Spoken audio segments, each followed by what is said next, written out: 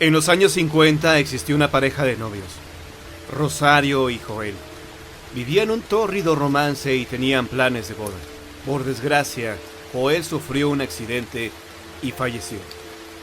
Esto provocó que Rosario cayera en depresión por varios días, hasta que se resignó a la pérdida de Joel. Llegó el día de los santos difuntos. Rosario visitó la tumba de Joel y le colocó sobre su lápida una rosa de tela que había comprado. Al salir del camposanto, se topó a uno de sus amigos que deseaba conquistarla. Su nombre era Enrique. Rosario permitió que Enrique la cortejara.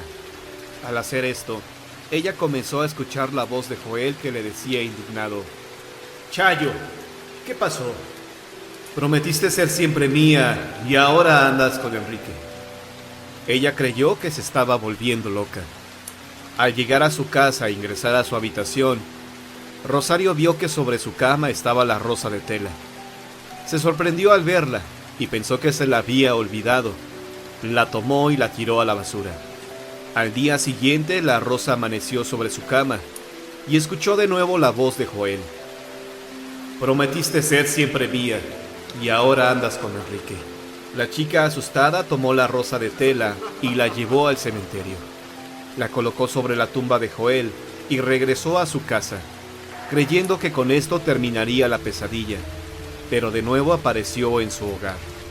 Con mucho miedo, Rosario la tomó y la hizo pedazos, arrojándola por la ventana. Al día siguiente apareció la rosa intacta en el mismo lugar. Rosario no lo soportó más y del miedo sufrió un infarto fulminante.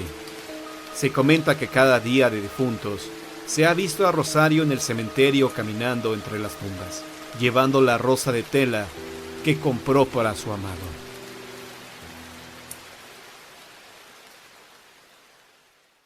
Sucedió en Día de Muertos. Leyendas de Chihuahua. En aquellos tiempos en que la Iglesia Católica se encontraba frente al Parque Urueta, que había funcionado como cementerio durante los primeros años de 1900, sucedió lo siguiente. Una señora entrada en años, de nombre Concepción, salió de su casa rumbo al cementerio dispuesta a pasar la noche ahí, ya que era Día de Muertos. Antes de dirigirse al camposanto, decidió pasar a resguardarse un momento a la iglesia, ya que hacía mucho frío y el aire soplaba con intensidad. De pronto, la campana de la iglesia comenzó a sonar como si estuviera convocando a misa. Doña Concepción no se extrañó, creyó que se trataba de una misa especial en conmemoración de los muertos. Con la intención de quedarse a la celebración, la señora se acomodó en la banca de nuevo y esperó a que llegara el resto de los feligreses. Al cabo de un rato, nadie entró por la puerta. Extrañada, doña Concepción se levantó de su asiento y, para su sorpresa, vio que la entrada de la iglesia estaba cerrada. «¿Cómo pudo pasar?», se dijo ella. Se condujo hacia la salida, pero entonces sintió una brisa fría que provenía de afuera. De pronto, las veladoras que estaban en el altar principal parecieron rebajarse, como si el aire las intentara apagar. El ambiente se sintió cada vez más lúgubre. La anciana comenzó a sentir un gran temor dentro de sí misma. Así que decidió entrar a una de las capillas del templo y sentarse en una de las esquinas cercanas a la puerta para ver si alguien de casualidad llegaba para abrirle la puerta principal. En su mente el tiempo parecía una eternidad, hasta que de repente comenzó a ver sombras que entraban y salían del templo. Iban formadas una tras otra, con el dedo índice de la mano derecha levantado, asemejando una vela. Ella imaginó que eran las almas de los muertos que suelen venir cada 2 de noviembre y que seguramente sus parientes se habían olvidado de encender una llama que los guiara hasta sus casas. Por eso ellos penaban de esta manera. Más tarde comenzaron a aparecer los primeros rayos del sol. La gente se levantó de la cama para hacer sus labores cotidianas, pero no fue sino hasta que amaneció por completo que doña Concepción se atrevió a volver a su casa. Cuando su hija la vio, le gritó: «Mamá, ¿dónde estabas? Estuve esperándote en el panteón». Doña Concepción la miró sorprendida. Cristina, hija, no tienes idea de lo que acabo de presenciar, te lo juro por Dios. Y se pasó toda la mañana contándole lo ocurrido. La gente se enteró más tarde y todos coincidieron en que doña Concepción estuvo en una misa donde los feligreses eran las personas del más allá.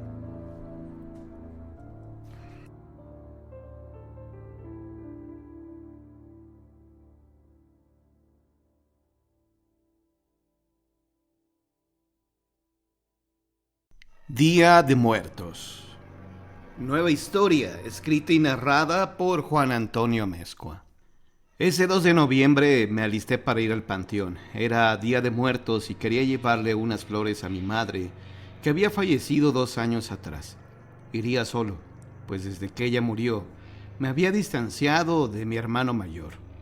Cuando mi madre falleció, él me reprochó muchas cosas, incluso me acusaba de ser el culpable de su muerte, pues según él, se había enfermado por mi culpa, ya que en esa época tenía muchos problemas y ella se angustiaba por mí. Yo jamás quise que esto pasara, menos que ella se preocupara. Llegué al panteón muy temprano. Honestamente no quería topármelo ahí. Limpié la tumba, ya que él no había ido aún a visitar a mi madre. Estuve un rato ahí, rezando a los pies de su sepulcro, pidiéndole perdón por lo que a mí me correspondía, sintiéndome como un mal hijo. Dejé mis flores y me retiré, con alivio, pues no quería toparme a mi hermano o a otro familiar, ya que le tenía coraje, sobre todo a mi hermano, por lo que había hecho, pues no solo me culpó de la muerte de mi madre, sino hasta me quitó la herencia que me había dejado ella. Se quedó con el dinero, también con la casa en la que estaba viviendo. Francamente, el dinero era lo que menos me importaba, pues a pesar de que no soy millonario, o siquiera me sobra el dinero para mí, hay cosas más importantes que tener una gran cuenta en el banco. Mi hermano se quedó con el dinero y me sacó de la casa que me había dejado ella. Me dejó prácticamente en la calle y gracias a la ayuda de mis amigos tuve en dónde dormir hasta que cobré y pagué la renta de un departamento. Honestamente no merecía que me hicieran esto y sin embargo ocurrió. De esto han pasado ya 2 años. No me interesa saber ni qué ha sido de mi hermano, ni cómo se encuentra. Me fui del Camposanto. Había cumplido mi parte. Dejé mi ofrenda a mi madre y me regresé a mi casa a descansar. El día transcurrió sin contratiempos. Disfruté de una buena película de terror, cenando unos ricos tamales. Ya cuando estaba por dormir, sonó mi teléfono celular. Al contestar, era uno de mis tíos, hermano de mi madre. Me extrañó que me llamara tan tarde y la noticia que me dio me dejó helado. Tu hermano ha muerto, me dijo. Quedé mudo unos segundos. No supe qué contestar en ese momento. Te llamo porque lo vamos a velar en la funeraria en donde llevamos a tu mamá. Por si gustas ir, claro. Si es que no tienes nada mejor que hacer. Me lo dijo reprochándome. Colgué el teléfono.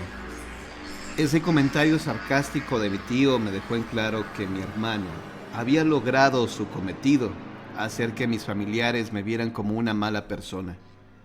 Me senté en el sofá y honestamente no sabía qué debía hacer, si tenía que ir al velorio o no. Miré la fotografía de mi madre que tenía en la pared y como si ella me hubiera hablado me dijo, ve hijo, él es tu hermano. Me cambié de ropa. Me puse obviamente la ropa de luto y me dirigí hacia la funeraria. Honestamente no sabía cómo debía reaccionar. Llegué a la funeraria.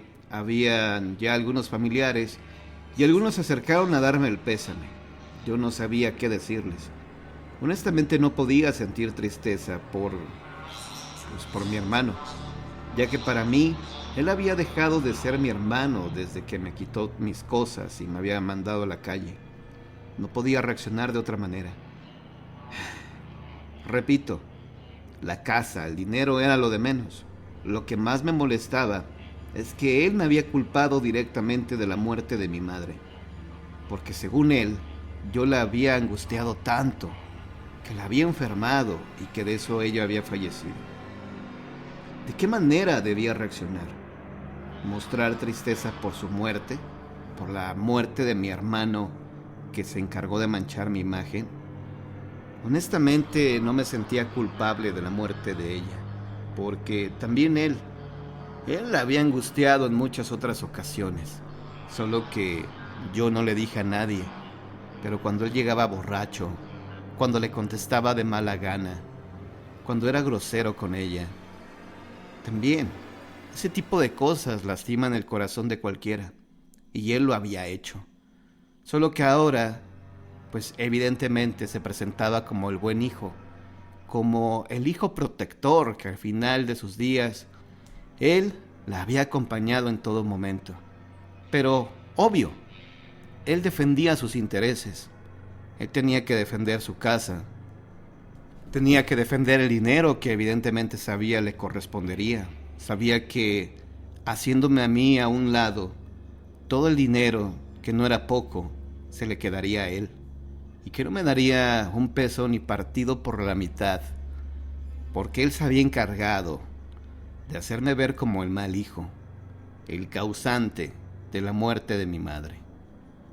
Se acercó mi tío y me entregó 2 cartas que me había dejado mi hermano. Esta carta tu hermano quiere que la leas en su funeral, me dijo. Sin embargo, cuando yo tomé la carta, le dije, léala usted, a mí no me interesa hacerlo. La carta que me había dejado mi hermano la recibí y la rompí y tiré en el cesto de basura que estaba por ahí. Mi tío se sorprendió al ver esto. ¿Por qué hiciste esto? Era su última voluntad de tu hermano. No le contesté, solo lo miré fijamente a rostro y no me inmuté. Dejé en claro que no me había importado. Me senté en una silla que estaba por ahí, pero no me acerqué para nada a su ataúd. No me interesaba verlo en su caja de muerto. Llegaron más familiares y estos se acercaban a darme el pésame. Era algo que a mí me incomodaba, porque sinceramente no mostraba tristeza en mi rostro. Yo tenía mucho coraje con él, porque se me había hecho injusto lo que él había realizado en contra mía. Honestamente, él ya había muerto para mí desde que me sacó de la que había sido mi casa. Él ya había muerto para mí desde que me quitó todas mis cosas. Él ya había muerto para mí desde hacía ya varios años. Los rezos comenzaron. También los cánticos para los muertos. Horas más tarde mi tío dirigió unas palabras para mi hermano y leyó la carta que él había querido que yo leyera, pero que me había negado. Cuando empezó a leerla me sentí incómodo. Supuse que en esta carta me atacaría y me señalaría nuevamente como el culpable de la muerte de mi madre. Así que no tuve mayor opción que quedarme ahí a escuchar lo que contenía esa carta. De antemano sabía que me culparía o diría algunas cosas en contra, pues, de mi persona. Estaba ahí. Ya no había mayor remedio que escuchar esas tonterías. Tenía que soportar las miradas de mis familiares juzgándome, moviendo la cabeza como diciendo, qué mal hijo, qué mal hermano. Así que me quedé ahí, ni modo. No había otra opción. Estas serán mis últimas palabras, comenzó a leer mi tío. Sé que ya no habrá otra oportunidad para agradecer a las personas que en verdad me quisieron en este mundo. Agradezco sus muestras de cariño que me ofrecieron durante mi enfermedad. Y también quiero disculparme con aquellas personas que ofendí durante vida y no hice nada para compensar el mal que les hice. Yo cuando escuché esto no sabía que mi hermano había enfermado. Es más, cuando murió ni siquiera pregunté de qué había muerto. Seguí escuchando la carta. Me disculpo con mi hermano por todo lo que le hice en su contra. Quitarle su dinero que le correspondía de su herencia, así como sacarlo de la casa que mis padres le habían dejado, no fue lo correcto. Claro que no fue lo correcto, fue lo que pensé en ese momento. Me echaste a la calle y, gracias a mis amigos, tuve en dónde dormir. Me disculpo con él y espero que algún día me perdone, pues reconozco que muchas cosas que dije en contra de él, muchas fueron una invención mía. Lo lamento, hermanito. sabes que te quiero mucho, aunque hoy estés plenamente convencido que no es así. Y lo sigo estando. Dejé una carta para ti donde espero me perdones algún día. Los quiero. Mi tío terminó de leer la carta y guardaron silencio. Me sentí un poco reconfortado con lo que había pasado, pero también era muy grande mi rencor hacia él. Horas más tarde fuimos al cementerio y se le dio sepultura. Yo regresé a mi casa y me fui directamente a la cama, pues no había dormido toda la noche y me moría de sueño. Y fue precisamente en un sueño que vi todo esto. Estaba en un lugar completamente oscuro. No veía nada. Y no porque estuviera ciego, sino porque ahí no había nada que ver. Oscuridad total. Aparte de que todo era oscuridad, también sentía mucho frío. De repente escuché la voz de mi hermano. Escuché su voz lleno de angustia. Hermano, ven aquí. Acércate a donde estoy. Escuchaba su voz, pero no podía verlo. Me acerqué hacia donde la voz era más fuerte. De repente sentí que una mano me tocaba el hombro. Volteé para ver quién era, pero no vi a nadie. Sin embargo, escuché la voz más fuerte, y era la voz de mi hermano. Necesito que me perdones, escuché claramente. ¿En dónde estás? ¿Qué es este lugar?, le pregunté. Es el purgatorio, y estaré aquí hasta que tú me perdones por lo que te hice. No te preocupes por eso, le dije. No tengo que perdonarte nada. Lo que hayas hecho en vida, Dios te juzgará por ello. Yo no debo de perdonarte nada, ni tampoco juzgarte. Descansa en paz. Estás equivocado, hermano. Te hice mucho daño al final. Quería verte caer. Quería verte derrotado, suplicando mi ayuda. Necesito limpiar mi alma para poder descansar en paz. En la carta que te dejé y que tú destruiste, te decía cómo pude recuperar tu herencia y la casa. No necesito nada de eso. Lo material nunca me ha importado. Deberías de saberlo ya. Descansa, hermano. Tienes que heredar tú eso, o se lo quedará mi tío. Él tiene mi testamento y él podría quedarse con todo si no lo reclamas. Necesito que lo recuperes tú y que con mi dinero me mandes oficiar 7 misas para poder descansar en paz. Está bien, lo haré.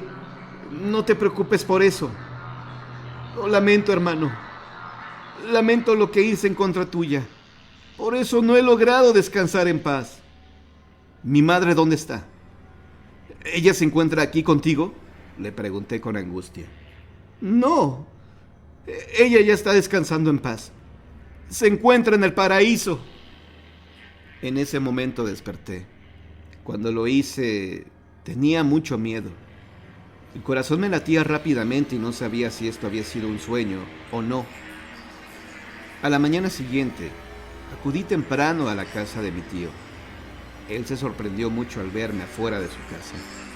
Él intentó portarse amable conmigo y me invitó a pasar a su sala. ¿Qué haces aquí tan temprano, hijo?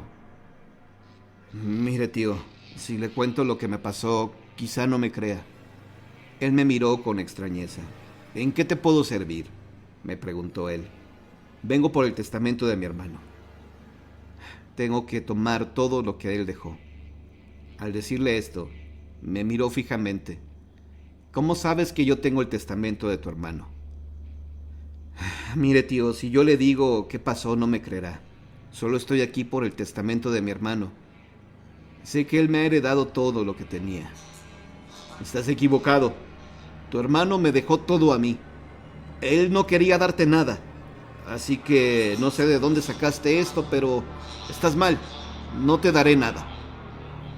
Me di cuenta que mi tío se había molestado, así que mejor me fui de ahí sin saber qué hacer.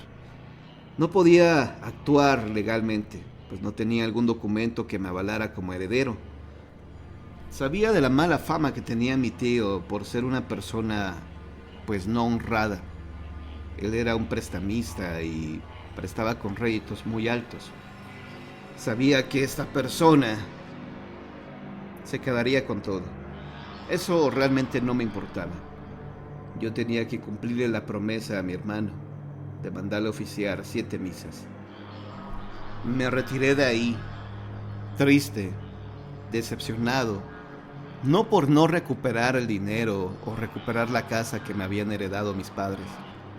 Me fui triste y decepcionado al darme cuenta que mi familia era así, que el hermano de mi madre, que prometía ser un hombre íntegro, era en realidad un estafador. Era una persona que se había apoderado de la casa y que iba a heredar el dinero que mi hermano había dejado. Parte de ese dinero me correspondía, pero en serio, el dinero a mí no me importaba. Yo tenía una estabilidad económica, no era rico, no era millonario, pero tenía dinero para comer, y eso era lo más importante. Me fui de ahí. Al llegar a mi casa, solo recé un rosario por mi madre y por mi hermano. Le dije a mi hermano que no se preocupara, que le iba a mandar a oficiar las 7 misas que me había pedido, que yo ya lo había perdonado, que descansara en paz. Al día siguiente, recibí una llamada a mi celular a las 5 de la mañana. Mi sorpresa fue mayúscula cuando vi que era mi tío que me estaba llamando en ese momento. Yo aún seguía soñoliento. Al contestar, me dijo: ¿puedes venir a mi casa? Me urge verte. Me extrañó mucho esto. Sin embargo, fui a verlo, y en cuanto ingresé a su casa, él me esperaba con unos documentos. Era el testamento de mi hermano. Sin preguntar nada, él me dijo que me entregaría el testamento y que me acompañaría ante el notario para recibir las propiedades de mi hermano, así como el dinero. Lo notaba asustado, muy nervioso. Quería saber lo que había pasado. ¿Por qué su cambio tan repentino? Le temblaban las manos cuando me entregó el testamento. ¿Por qué ese cambio de parecer, tío?, le pregunté. Él solo me miró fijamente a los ojos y me dijo: tu hermano me visitó hoy en la madrugada. Cuando escuché eso, le pregunté: ¿fue en un sueño, tío? No, no fue en un sueño. Él vino a visitarme hoy en la madrugada para pedirme que te entregara su testamento. De lo contrario, me dijo que la iba a pagar muy caro. Y bueno, finalmente me entregó el dinero, me entregó las propiedades. Esto lo pude recuperar. Le mandé a oficiar las 7 misas que me pidió mi hermano. Y al parecer, esto funcionó, porque nunca más se volvió a manifestar. Ahora, cada 2 de noviembre, en mi ofrenda de muertos, pongo la foto de mi madre y la de mi hermano, con la esperanza de que ellos ya se encuentren reunidos y sobre todo, que estén descansando en paz.